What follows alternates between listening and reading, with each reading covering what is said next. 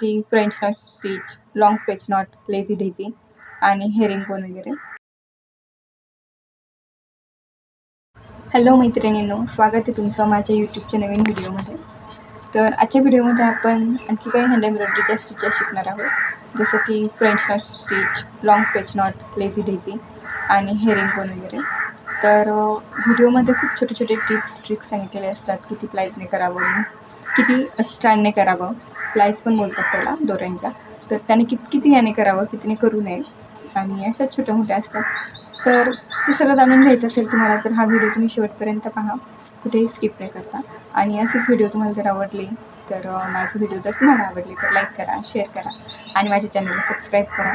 असेच नवीन व्हिडिओसाठी notification on करून ठेवा, म्हणजे जेव्हा पण माझे व्हिडिओ येतील तेव्हा तुम्हाला नोटिफिकेशन येईल. चला तर मग सुरुवात करूयात.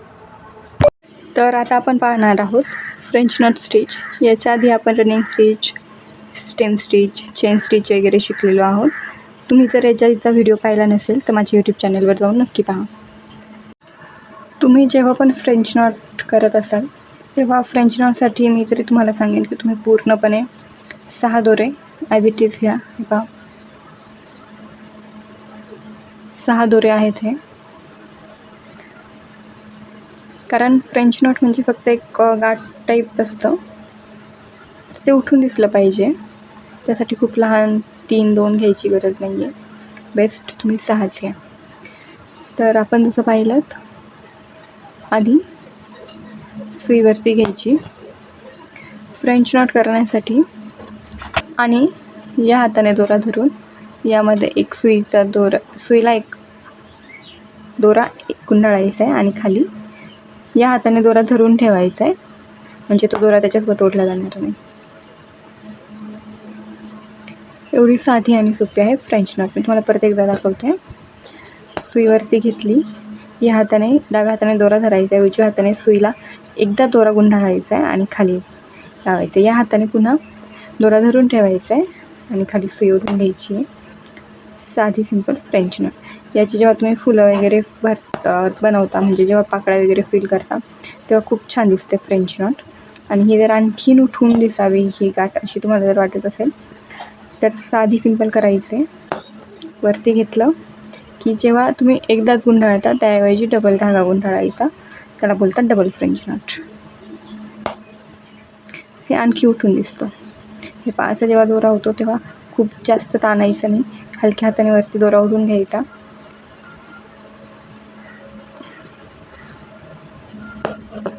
हँड एम्ब्रॉयडरी शिकायला खूप सिंपल आहे, अजिबात त्यामध्ये काही असं जास्त एफर्ट्स देण्याची गरज नाही आहे. फक्त थोडासा संयम पाहिजे, पेशन्स हवेत माणसामध्ये आणि थोडंसं काय म्हणतो आपण कन्सिस्टन्सी पाहिजे.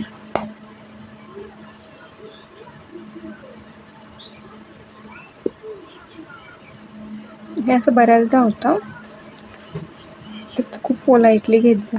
कारण काय होतं, तुम्ही जर धागा ओढलात ना तर कधी कधी कापड फाटण्याची पण शक्यता असते. सो मी जे ॲज इट इज आहे ते दाखवण्याचा प्रयत्न करते. उगीच मी प्रत्येक गोष्टीत परफेक्ट हे तुम्हाला अजिबात दाखवत नाही आहे. सो ही झाली फ्रेंच नॉट आणि ही झाली डबल फ्रेंच नॉट. इथे मी नाव लिहून देते, याला बोलतात double French not.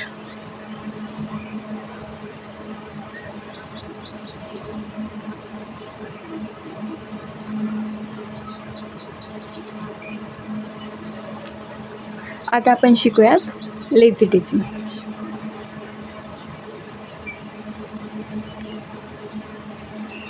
Lazy Daisy हे एक प्रकारचं फूल म्हणू शकतो आपण. फूल तुम्हाला मी आधी बनवून दाखवते, मग आपण त्याचं फूल तयार करूया.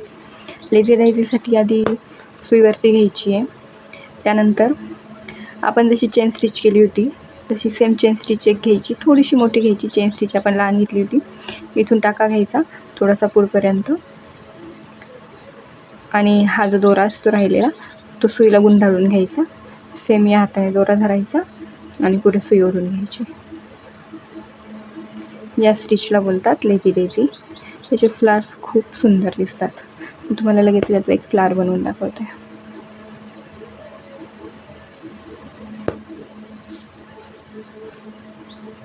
हँड एम्ब्रॉयडरी करताना बहुतांश वेळा ना रिंग फिरवावीच लागते आपल्या हिशोबाने करायचं म्हटल्यावर.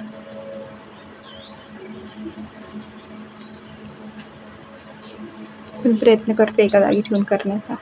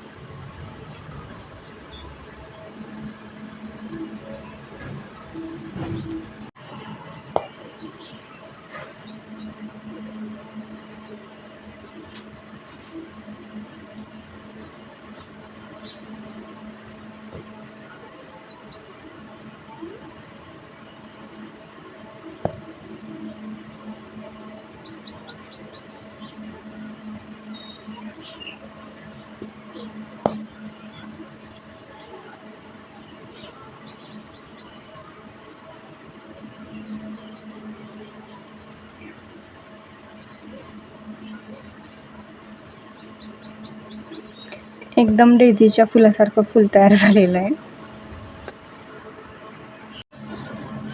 ते गाठ मारून द्यायची आहे.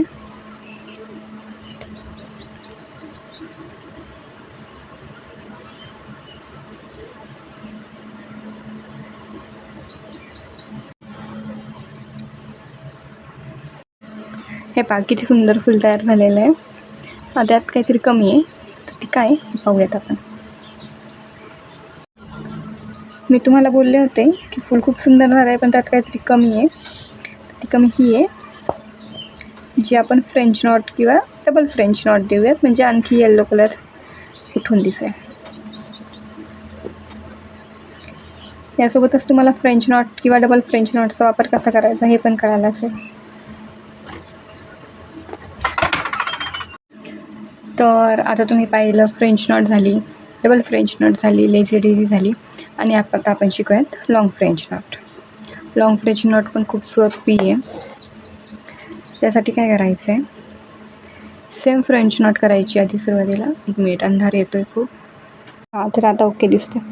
तर लॉंग फ्रेंच नॉटसाठी काय करायचं आहे, आधी जशी आपण फ्रेंच नॉट केली तशी सेम फ्रेंच नॉट घ्यायची आहे. एका अंतरावर फक्त आपण जागच्या जागी न घेता थोडंसं अंतर ठेवून मग करायची अशा पद्धतीने. याला बोलतात लॉंग फ्रेंच नॉट. याची पण फुलं वगैरे तयार करतात, खूप सुंदर दिसतात. याचं काही असं फिक्स नाही आहे की तुम्ही एवढ्याच अंतरावर घ्यावं, तेवढ्याच अंतरावर घ्यावं. आणि हे तुम्ही कमी जास्त करू शकता. याच्यापेक्षा काय होतं ना, लॉंग फ्रेंच नॉट तुम्ही 6मध्ये केली तरच छान दिसते, कारण ॲज इट इज उठून दिसली पाहिजे म्हणून.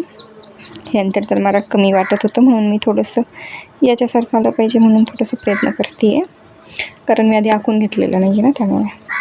हे पहा खूप छान दिसते ही लॉंग फ्रेंच नॉट. एकदम स्मॉल तुम्हाला जर कुठे मोटिव्स द्यायचे असतील ना ब्लाऊजवर किंवा एखाद्या कुर्तीवर, तेव्हा हे देऊन पहा तुम्ही लॉंग फ्रेंच नॉट. खूप म्हणजे खूप सुंदर दिसते ती.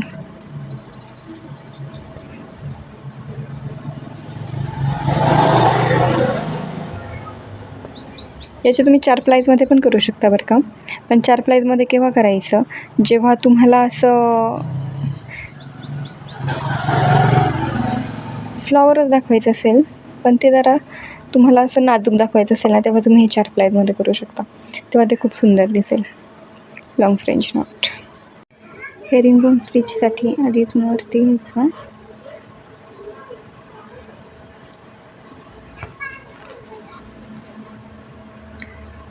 इथून क्रॉसमध्ये राईटला घ्यायचं, इथून क्रॉसमध्ये दोरा इथे घ्यायचा, पण इथे घेतला पुन्हा इकडे घ्यायचा.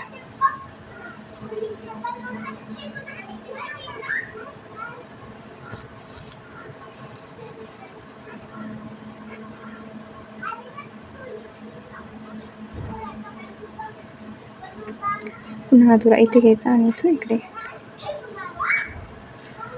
इथे घेतल्यामुळे आपण इकडे घ्यायचा.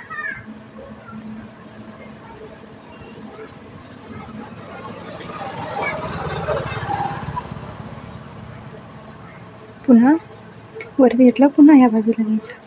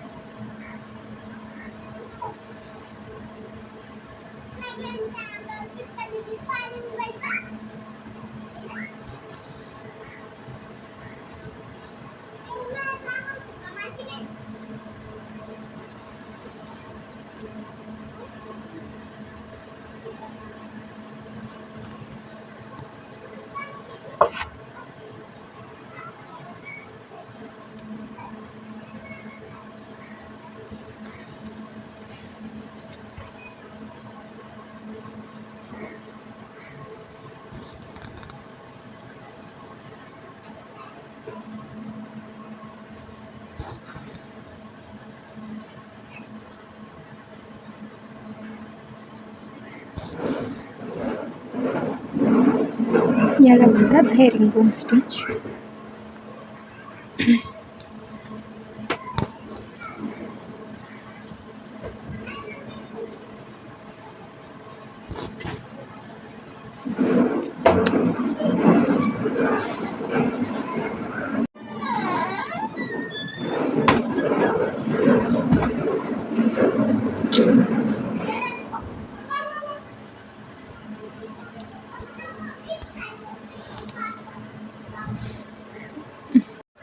तुम्हाला मी पुन्हा एकदा हेरिंगबोन दाखवते. मला असं वाटतं मागाशी आवाज थोडा लहान होता.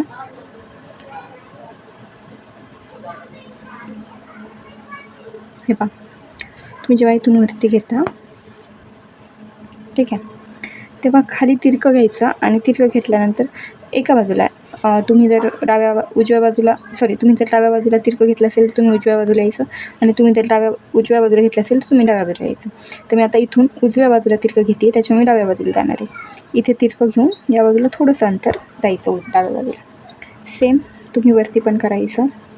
तुम्ही वरती पुन्हा तिरक्या उजव्याच बाजूला जाणार आहेत, त्याच्यामुळं पुन्हा जिथे तुम्ही टीप देत आहे तिथून थोडंसं डाव्या बाजूला येते, जिथे तुम्ही टाका देत आहे तिथून. सेम पुन्हा खाली येताना पण सेम करायचं आहे. तुम्हाला जर एखादं पानाची डिझाईन बनवायची आहे किंवा एखादं देठ बनवायचं आहे, फुलाचं देठ झाडाचं, किंवा एखादं काहीतरी फील करायचं आहे, म्हणजे पूर्णपणे फील करायचं आहे, तर त्यासाठी तुम्ही ही वापरू शकता हेरिंगबोन स्टिच, आणि त्याने खूप सुंदर येतो त्याचा इफेक्ट. पानांसाठी तर खूप सुंदर येतो, पानाला मोस्टली. म्हणजे असं दाखवायचं असेल की पूर्ण पान पण झाकलं नाही गेलं पाहिजे, जसं आपण आरीवर्कमध्ये सॅटिन स्टिचने झाकतो तसं नसेल झाकलं जायचं. तर तुम्हाला जर पाहायचं असेल की ते कसं करायचं, पान कसं भरवायचं, किंवा आणखी इथे थोडंसं माझं जास्त अंतर आलं, हे एवढं पण नको आहे, स्टिच कशी तयार करायची, किंवा पानामध्ये ही स्टिच कशी वापरायची, कुठे वापरायची, तुम्ही मला कमेंट करून सांगा. मी तुम्हाला याच्यावर एक व्हिडिओ बनवून दाखवेन. मोस्टली 6 प्लाईज घेतात त्याच्यामध्ये. फिलिंग करताना तुम्ही 4 घेऊ शकता. जेव्हा तुम्ही बॉर्डर करताना, ही बॉर्डरसाठी पण वापरली जाते, बॉर्डरसाठी खूप सुंदर दिसते. तुम्ही पाहू शकता माझी ही सेकंडची जरा लहान मोठी झाली असं वाटते मला. तुम्हाला जर असं वाटत असेल की असं होऊ नये ना, यासाठी तुम्ही पॉईंट मार्क करून घेत जा. मी पण नेक्स्टपासून प्रयत्न करेल की पॉईंट मार्क करून घ्यावेत. त्याने काय होतं ना, सगळं एकसारखं येतं. ठीक आहे. तो ही बॉर्डर म्हणून पण खूप सुंदर दिसते. तुम्हाला कुर्तीच्या ब्लाऊजच्या नेकला जर बॉर्डर करायची असेल तर तुम्ही ही स्टिच वापरू शकता, खूप सुंदर दिसते. ची बॅक साईड हे अशी दिसते. मी इथून डायरेक्ट दोरा घेतलेला आहे. याची बॅक साईड अशी दिसते. फक्त 2-2 लाईन्स दिसतात. मी इथून डायरेक्ट दोरा इकडे घेतला गाठ न मारता, त्याच्यामुळे तसं दिसतं आहे. पण शक्यतो मी करत नाही, पण आत्ता झालं चुकून गाठ मारूनच घ्यायचा. त्याने काय होतं ना, नेक्स्टसाठी दोरा उठला जात नाही.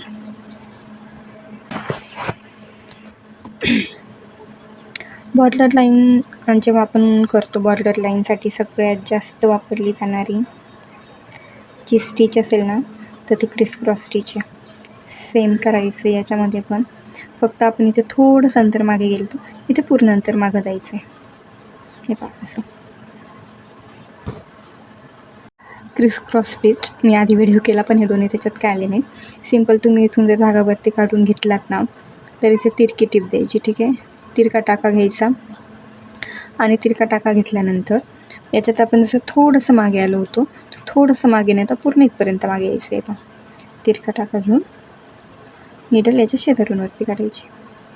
सेम इथून तिरका टाका घ्यायचा, इथे काढताना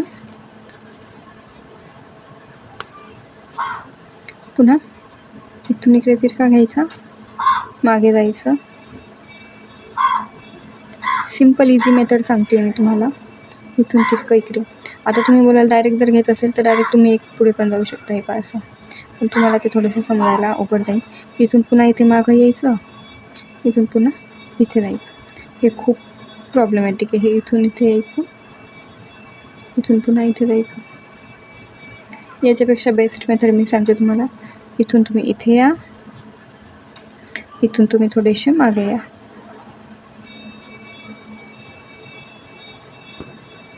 इथून मागे आलात, इथून फक्त एक तिरका टाका खाली द्या आणि त्याच्या शेजारी लगेच तुम्ही वरती काढा दोरा.